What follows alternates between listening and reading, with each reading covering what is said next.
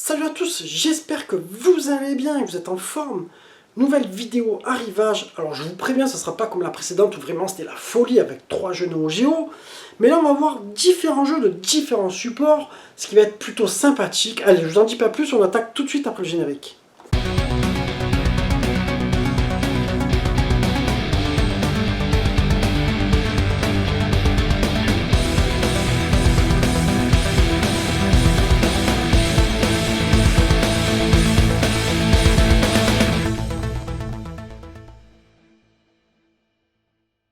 Pour commencer, ce ne sera pas par un jeu, mais par un accessoire.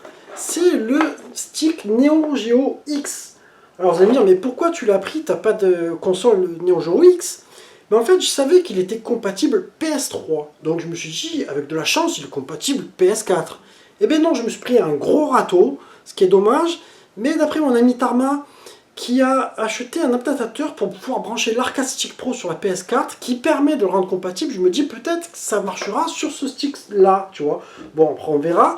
Sinon, question matos, bon, il est franchement plus léger que la version AES, il est très bien reproduit, il n'y a rien à dire. Il est peut-être légèrement moins quali, peut-être un peu plus cheap, tu vois, sur le plastique, mais franchement, il fait très bien le taf, hein. Je l'ai testé sur la PS3, ça le fait super. Donc vraiment très content, quand je l'ai vu, il était vraiment à un prix dérisoire, je crois 20 ou 25 balles, je sais plus comment je l'ai eu. Et je me suis dit, il faut pas le laisser passer. On va attaquer sur de la PS4, et là vous allez me dire, oh, ça fait longtemps que tu ne nous en parles pas. En fait, j'ai un pote qui est passé me voir et qui me dit, voilà, j'ai un jeu pour toi, si ça t'intéresse. C'est le fameux Doom Eternal. Et il savait que je kiffais un petit peu cette licence. Et donc il m'a dit, vas-y, teste-le, tu vas voir. Bon, il me dit, je pense que ça va te plaire. Parce que moi, il savait que j'étais déjà très fan du précédent, que j'avais fini plusieurs fois. Et donc, je t'avoue que je vais avoir un avis mitigé. Je trouve que celui-ci ressemble plus à un Quake par son univers et en même temps par sa manière de jouer. C'est-à-dire que tu vas arriver dans des arènes et tu butes tout le monde et ton stage, c'est un peu ça, tu vois. Après, il y a un côté platformer qui est vraiment chiant, c'est-à-dire à un moment donné, tu vas devoir faire des doubles sauts, t'agripper à des trucs. On dirait presque un petit peu du Uncharted dans Doom à un moment donné. Ça, c'est ce qui me gave un peu. Bon, après, on va pas trop s'éterniser là-dessus, ni sur la boîte, parce que les boîtes PS4, il n'y a rien de ouf, à part c'était un collector. Mais le truc qu'ils ont fait de sympathique, c'est que tu peux retourner ta jaquette, et du coup, avoir, en fait, la continuité, tu vois, et tu mets l'autre côté, bon tu vois, je ne pourrais pas te montrer le CD dans la machine, et l'autre côté, en fait, le côté habituel, hein, tu vois, le code barre, etc., qui est ici, quoi. Mais sinon, voilà, bon, après, je pense que c'est quand même pas un mauvais jeu, hein, après, chacun ses goûts. On va continuer sur une pièce que j'aurais voulu peut-être retrouver en pâle, parce que tu sais, on dit souvent qu'on a envie de retrouver les jeux qu'on avait à l'époque, qu'on a revendus, on aimerait le retrouver limite tel quel, tu vois. Et moi, c'était une version PAL à la base. Malheureusement, sur la Super Nintendo, les jeux en PAL, ça commence à piquer pas mal. Donc du coup, je me suis rabattu sur la version japonaise de Street Fighter 2 Turbo. どこまで強くなるのか。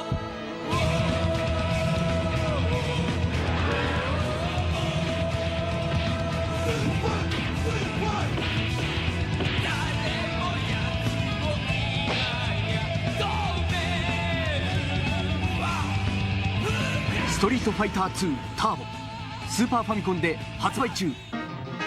Capcom.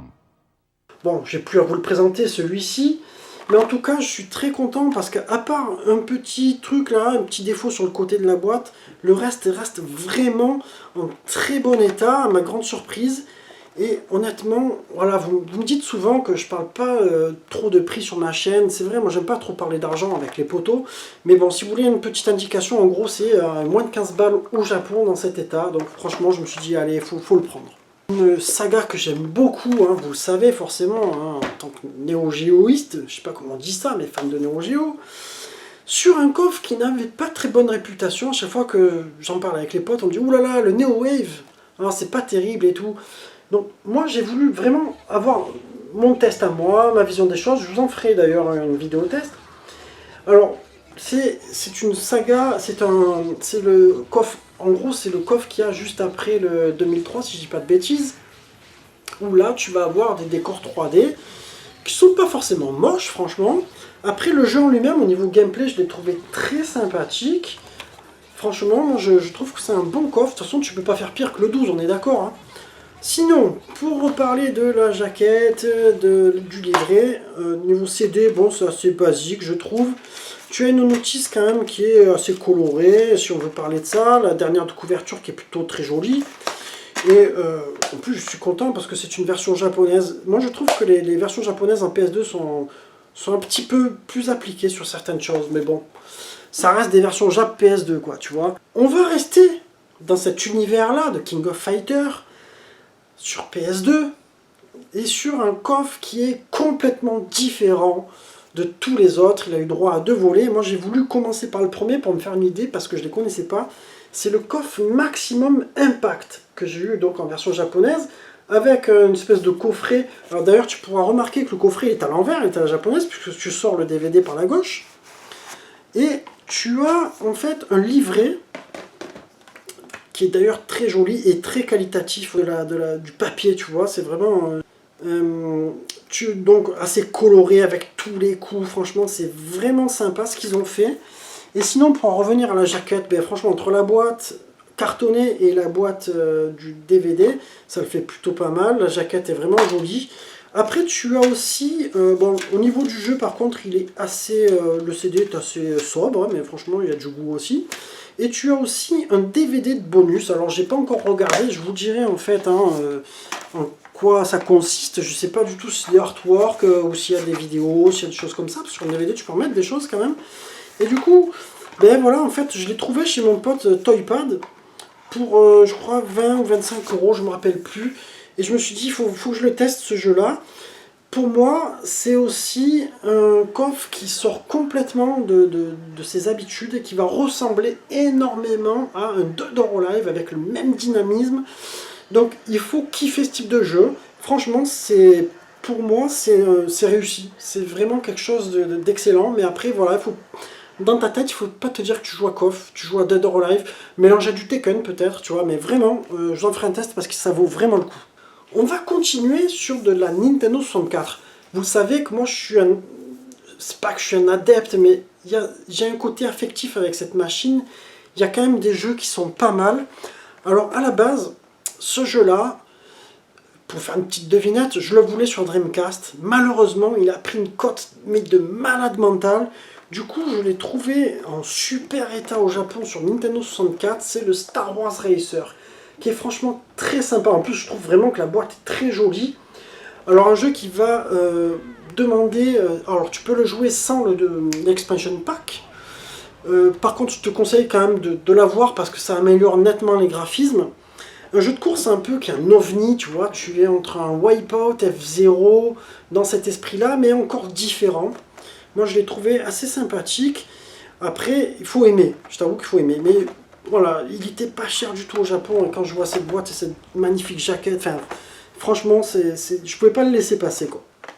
On va finir sur une pièce qui est, mais qui était carrément sortie de mon esprit, puisque j'ai déjà la version européenne sur Saturn.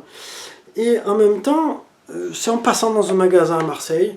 Du coup, je vois ça, je me dis, c'est pas possible, je les voyais jamais, ces versions-là. C'était des big box Saturn pour Sega Rally, tu vois. Tu la vois jamais en magasin, celle-là. Et en fait, ben, j'ai craqué, je me suis dit, allez, il était à 29 euros, je dis, je prends de suite. Pour la collecte. Alors là, c'est vraiment de la pure collectionnite, puisque j'ai pas de Saturn américaine. On peut pas dire que ce soit un truc vraiment hyper beau, de ouf et tout ça, mais je trouve que c'est une pièce qui est vraiment à part. Il y a eu des big box comme ça, j'en ai montré sur la PlayStation. Il y a eu quelques jeux que j'aimerais bien retrouver, comme le Resident Evil, comme le Alien Trilogy, le Ridge Racer, le Rayman que j'avais. Il n'y en a pas eu beaucoup. Mais je me suis dit, c'est vraiment une pièce qui, dans la collection, a sa petite place pour moi, tu vois. Donc vraiment content d'être tombé là-dessus.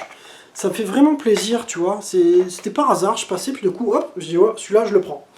Enfin voilà, on arrive sur la fin de ma vidéo. J'espère qu'elle vous aura plu. J'essaie de faire vraiment un condensé, tu vois. Alors, des fois, peut-être qu'il faut que je les fasse un peu plus longues. Mais en même temps, je me dis, bon, j'ai pas envie de vous parler 4 heures pour un objet, tu vois. Je suis un peu comme ça, moi. Enfin bref, je vous embrasse tous, les amis. Je vous dis à très bientôt. Portez-vous bien. Ciao, ciao.